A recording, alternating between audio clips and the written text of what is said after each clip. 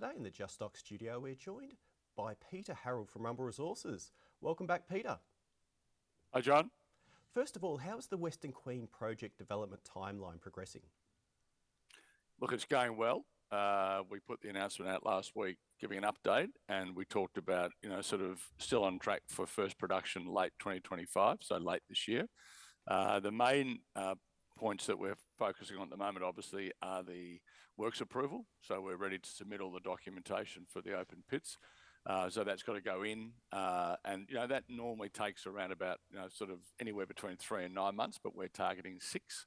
So that gives us, we can break dirt before Christmas, and obviously the other things are, basically toll milling or ore purchase. That's another big one. So those are probably the two critical sort of timelines now for that production. A very important one, Peter, for investors. Could there be a pathway to monetisation through third-party ore processing? Absolutely. I mean, look, there's actually 5 mills that are in the area, two operating and 3 on care and maintenance and looking to restart again. And we're in discussions with the owners of all of those processing plants. The 2 operating plants being Checkers and Tuckabianna, both of which are about just over 100 k's away, so very easy tracking distance. And in fact, the material from this project has been processed by one or more of those plants previously when it was in operation some years ago.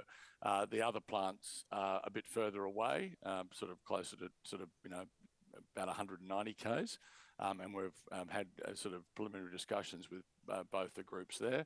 And then the other one that's only 40 k's away, it's Dalgaranga, and that's owned by Spartan, which is now going to be part of the sort of merged Spartan-Ramelius group. Ramelius are doing a study on the integration of those 2 companies and which mills they're going to, maybe do they turn Dalgaranga on or do they process ore through Checkers? All of those things are up in the air at the moment. So, I guess we're part of that sort of mix there.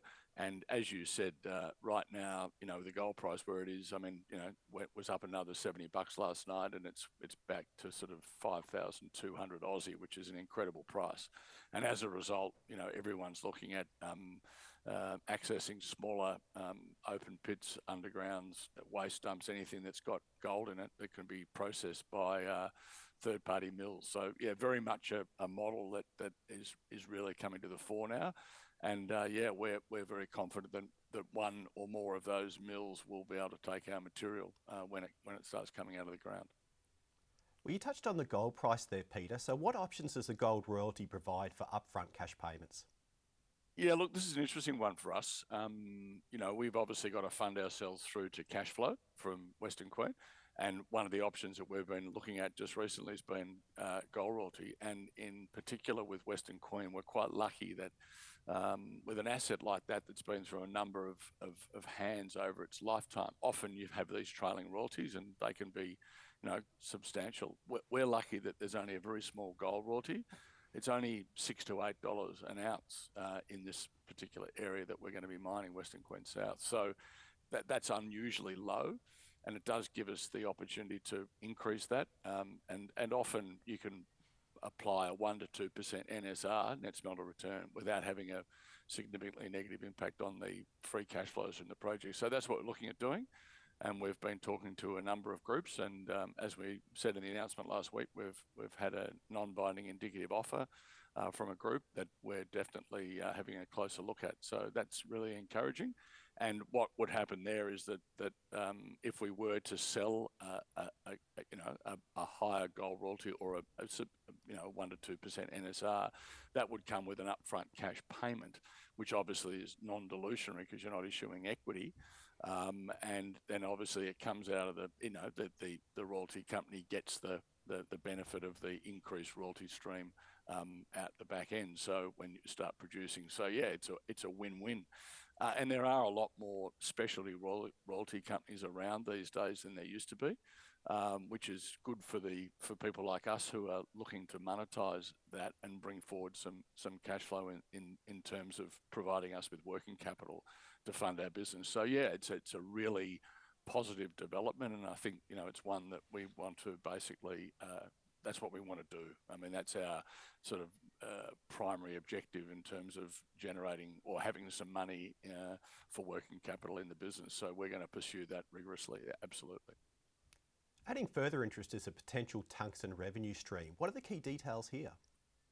Look, again, great work by the exploration team, and that they picked up that there was some high scheelite numbers in some drilling that we did last year. And lo and behold, they assayed the core, and yeah, there was some very, very high numbers. We had some numbers over 4%. And that's incredible, given that the average tungsten grades of most operating tungsten mines around the world are between 0.2 and 0.3. So to have those sort of elevated numbers is very encouraging. We've gone back and we've assayed all the historic core, or that we could get our hands on, anything that was, a diamond core that was drilled by previous owners and we could get access to, which is great. And then obviously the current or previous drilling we did with Western Queen South and the most recent drilling, and we've had some fantastic results, and it's leading us to, we're going to have by the September quarter a maiden tungsten resource.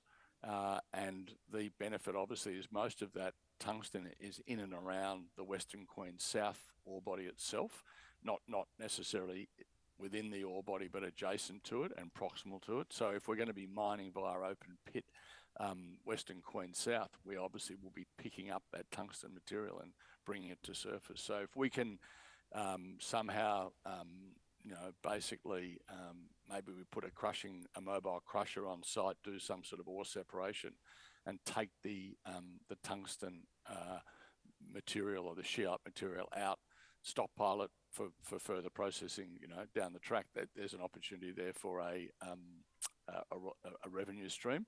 The other option is some of the mills that we're talking to now could be there could be additional hardware placed there to actually co-process and bring a tungsten stream out there as well. So look, very early days, but it's looking very, very interesting. And the key at the moment is to get that mineral resource out, maiden resource out, and also get the metallurgy done. And we've started that metallurgical test work, and we've got a group in Queensland, Mineral Technologies, who are experts in this area, and also provide some of the hardware too. And so they're doing some test work as well for us. So yeah, we think that there's a real chance here to generate a significant additional revenue stream. And you're not talking about any extra mining costs, because that open pit, you're going to be taking that material anyway. And it's a matter of how do you get the tungsten out without, sort of not having it, the revenue stream coming from it. So that's the critical work that's going on at the moment, and that's well underway. So we need to get that, and we can obviously then incorporate in the block model, the tungsten rich areas and see how that's going to be influenced in the mining sequence. So that's all very doable, and it's all something that we're working on now. So yeah, really, really exciting actually, and could be a massive free kick for shareholders. You've also been actively drilling. What are some of the latest highlights? Yeah, look, obviously we've just put out a release in relation to the final drill, the final assay results for the drilling that we did in April. And look, we've had some great, good gold hits, and also some, really, really high tungsten hits. And without boring you with details, I mean, we had that drill 7 meters nearly at 4 grams, at sort of down plunge at Western Queen South. So that's really great. And then we had the tungsten 26 or 25 meters at 0.6.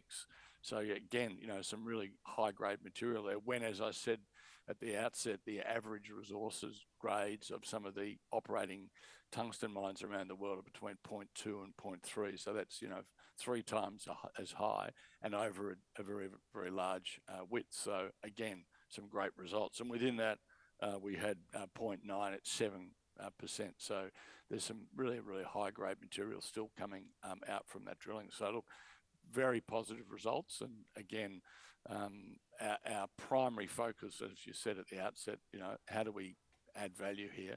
It's to get the gold into production and find out if we've got a tungsten revenue stream as well. Finally, Peter, why should an investor consider adding Rumble Resources to their portfolio?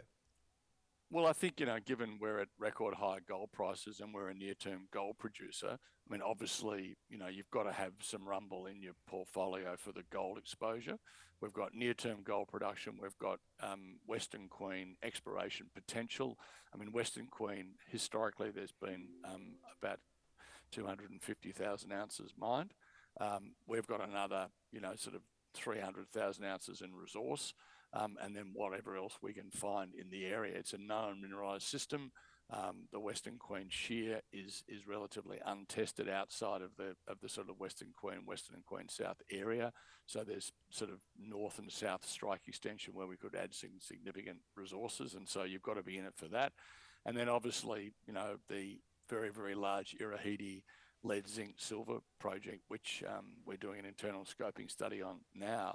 I mean, zinc is not a critical metal in the sense of the electrification or the EV story, but it's certainly a very, very important metal in terms of the industrial commodities, and it's the fourth most consumed metal in the world, and consumption's growing compounded at about 5% per annum. So you need zinc in your portfolio if you haven't got some. So here's an opportunity to buy a near-term gold producer with a potential tungsten revenue credit again near term, with a high-grade tungsten resource, we believe, exploration potential for tungsten and gold at Western Queen South, and a very, very large 3% lead plus zinc silver deposit at Earaheedy, which the market's giving us no value for at the moment. So I think it's a no-brainer, but you've got to convince the market of that.